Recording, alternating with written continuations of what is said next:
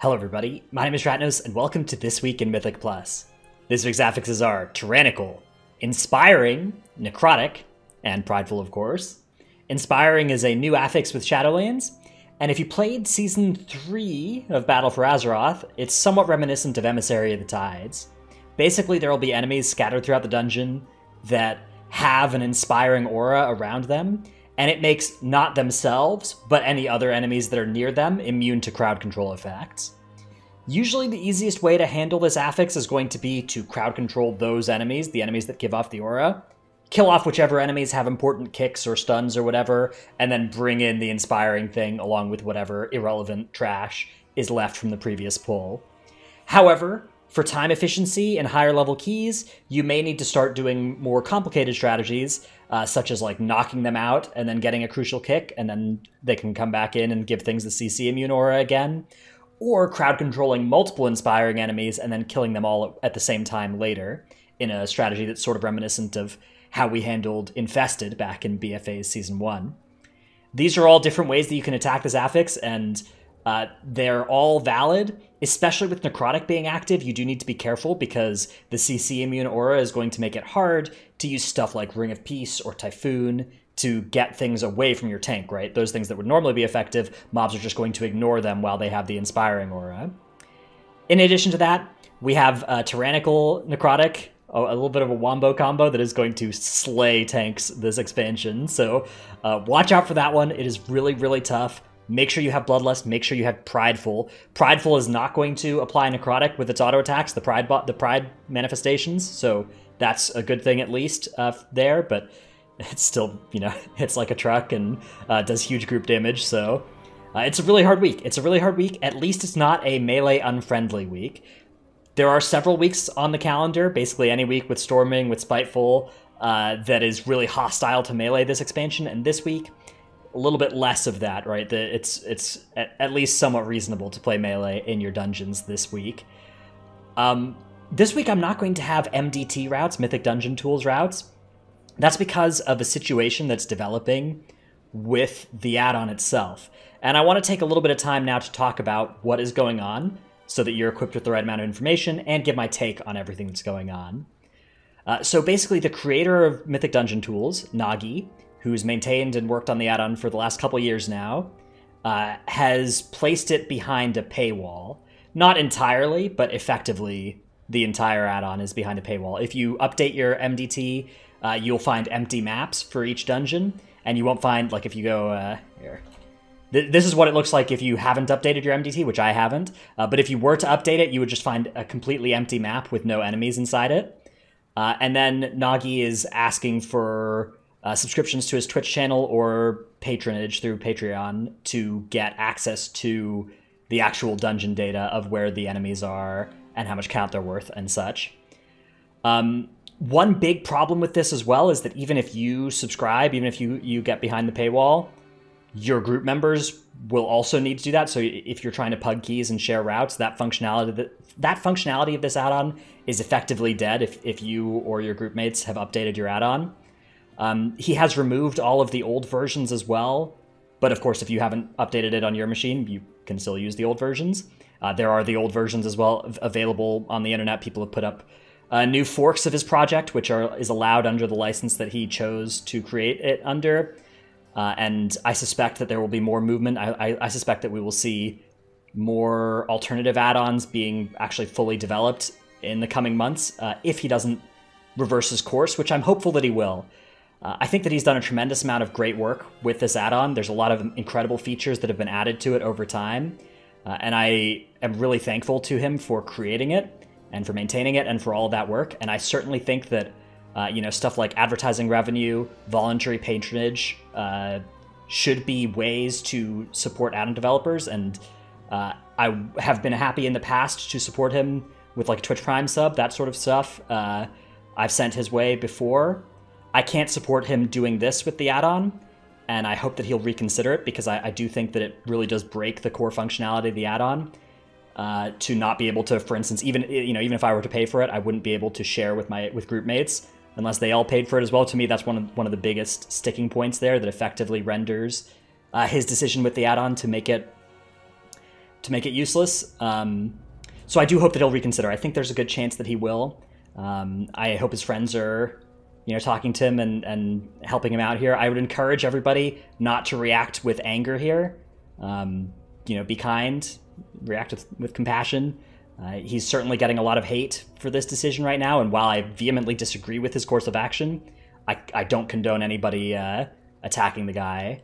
And I'm nothing but thankful for the incredible add-on that he's created so far, and I would love to return to being able to use it. But both for now, for this week, for this video series, and for my weekly route series on Raider.io, there will be no routes. If by the time we come around to next week there hasn't been any movement from him, then we'll be forced to, consider using a different add-on, which I think would be a great shame, because I think that MDT has been a fantastic add-on, and I really am grateful for all the work that Nagi has put into it over the years. So with that out of the way, that's the situation. That's what it looks like right now. Don't update your MDT. If you have already updated it, you can either go and find an old version to revert to. You can pay for the data. Just be aware that you won't be able to share routes with others if they haven't.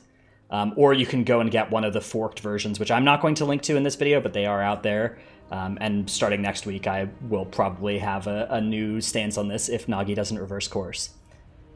Okay, so let's talk a little bit dungeon by dungeon about what's going on this week. So we have the other side here. This is a dungeon that is really nasty on Tyrannical Necrotic. There's really, really harsh bosses. Honestly, having your tanks, one of the nice things about this expansion is that your tanks are often Kyrian, and that means they can Kyrian off Necrotic with the File of Serenity. Basically, every tank spec can play Kyrian as either their best or a close second best option. And so using that in this dungeon is really, really, really valuable because the bosses are nasty. Hakar is one that you're going to want to make sure you get Lust and Pride for. The way you accomplish this is by going through, you pull all this trash, and then you U-turn, you come back through here, you pull all this, and you'll get your 40% Pride here, which you can take onto Hakar with Lust and destroy it. The other boss that'll actually be tough for you, the Mana Storms on your tank, really nasty. There's a Bleed from Maleficent that you can time your Kyrian file such that you remove a bunch of stacks of that and Necrotic at the same time. That'll be a great use of it for tanks with the Kyrian file. So I'd recommend doing that. See if you can escape Millhouse without needing to Kyrian file that. And then the rest of the dungeon, it's nasty. It's not the end of the world.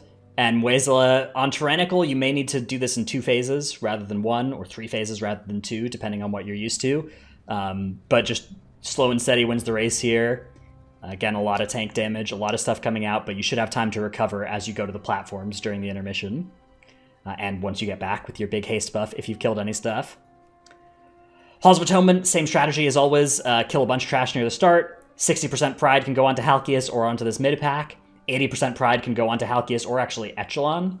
It's a little bit annoying to set up all that you want to happen at the same time in this dungeon.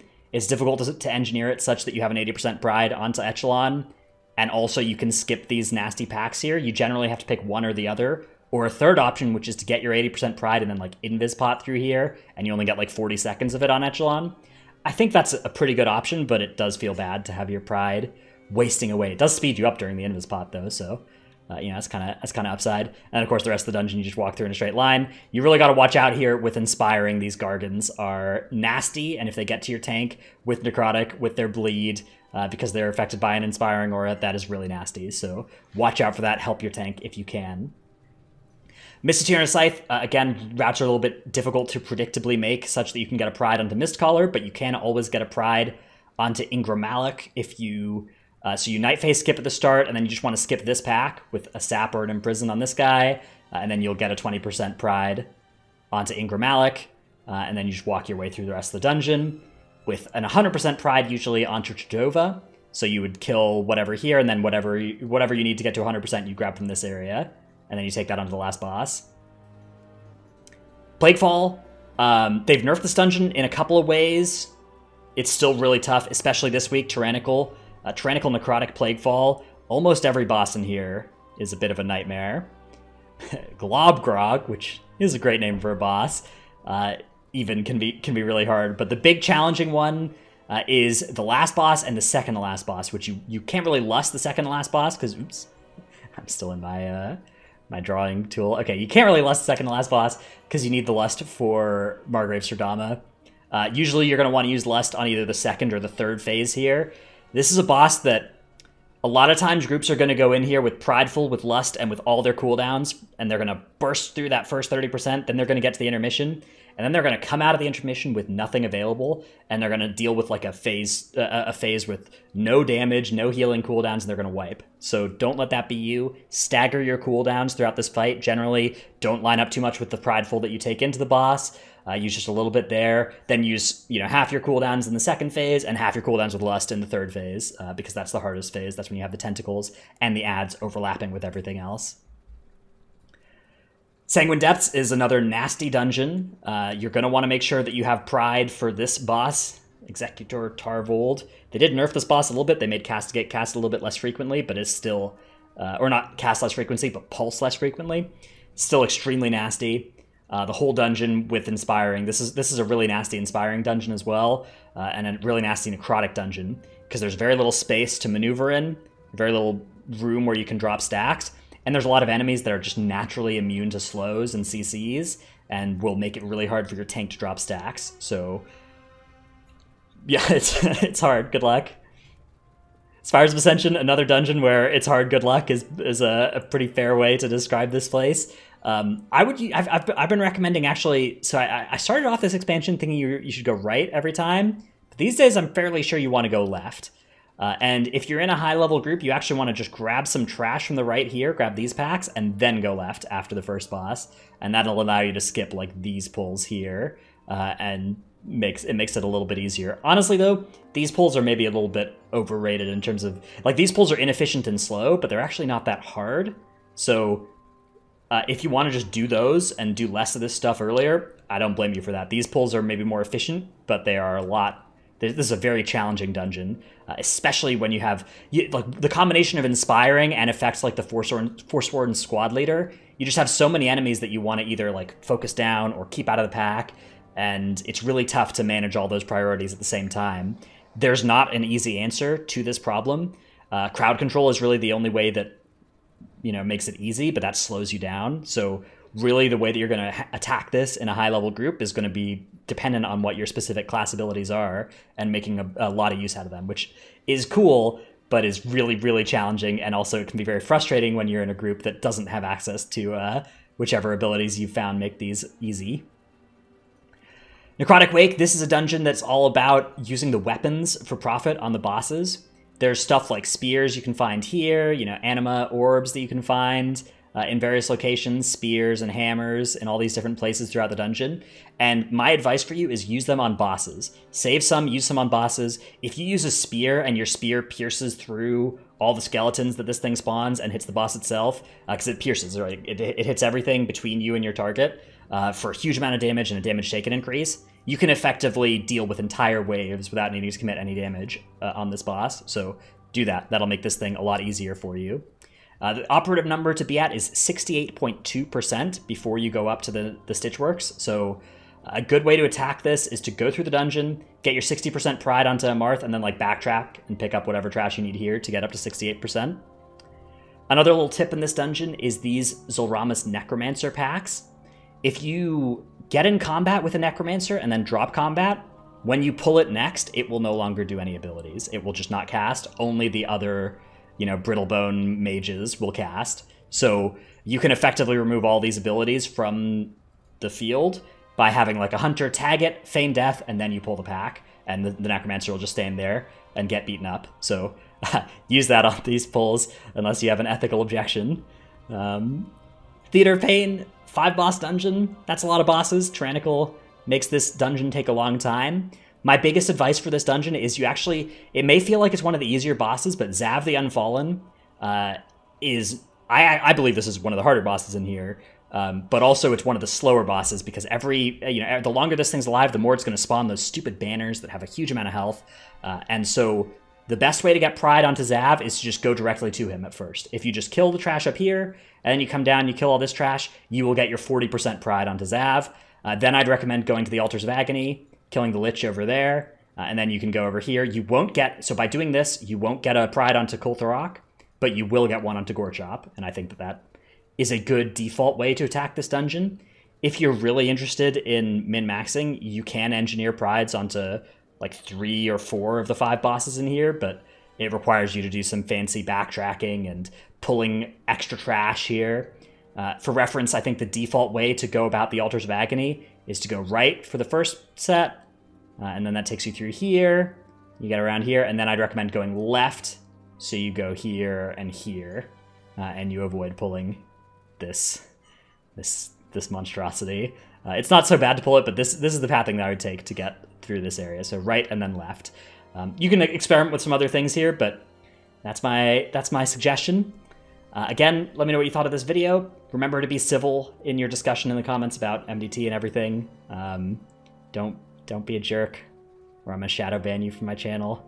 Which I don't know if you guys know this, but YouTube has this like functionality where you can just shadow ban people from channels. I'm not quite sure how I feel about it, but I'm gonna use that if you guys are being jerks in the comments. So be kind to your add-on devs, and again, hopefully he will reconsider his actions with MDT. Thanks for watching this video. Remember to hit like and subscribe and stuff. Check out my Twitch stream, twitch.tv/Dratnos. Thanks everybody for watching. I'll see you in the next one. Bye.